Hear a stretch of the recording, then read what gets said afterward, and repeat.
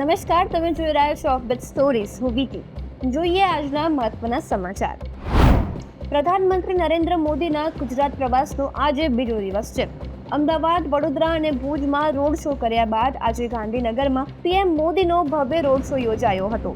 Operation સિંદૂર banner અને હાથમાં તિરંગા લઈને હજારો લોકો આ રોડ શોમાં જોડાયા.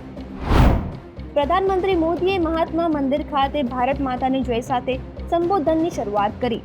પીએમ મોદીએ કહ્યું કે હું ગુજરાતમાં જ્યાં જ્યાં ગયો ત્યાં સિંદુરિયા સાગરની ગર્જના અને લહેરાતા તિરંગા દેખાયા.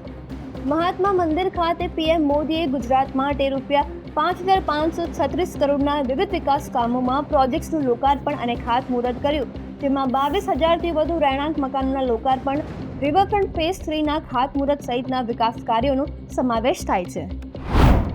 મહાત્મા મંદિર ખાતે પોતાના સંબોધનમાં પીએમ મોદીએ તત્કાલીન પ્રધાનમંત્રી જવાહરલાલ નહેરુ સામે સવાલ ઉઠાવ્યા. પીએમ મોદીએ કહ્યું કે જે તે સમયે સરદાર પટેલે પીઓકે લેવાનો પ્રયાસ કર્યો હતો, પણ ત્યારે નહેરુએ તેમાં વિક્ષેપ ઊભા કર્યા હતા.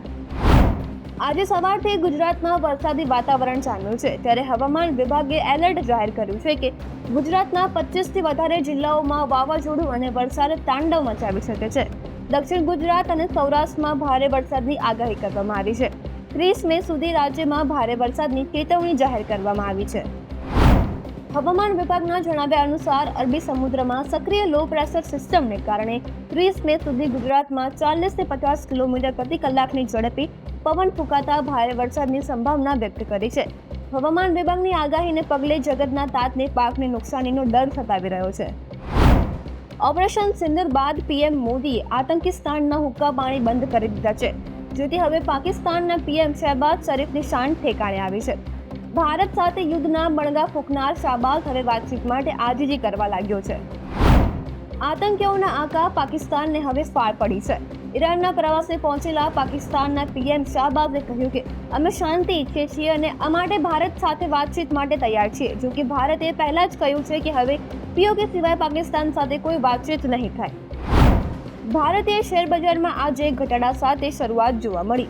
વૈશ્વિક કારણો અને પ્રોફિટ બુકિંગને કારણે બજારમાં વેચવાલી જોવા મળી. માર્કેટ ખુલતાની સાથે જ સેન્સેક્સમાં 820 અને નિફ્ટીમાં 239 પોઈન્ટનો ઘટાડો નોંધાયો. જો કે બપોર બાદ માર્કેટમાં રિકવરી દેખાઈ રહી છે. આ હતા અત્યાર સુધીના મહત્વના સમાચાર.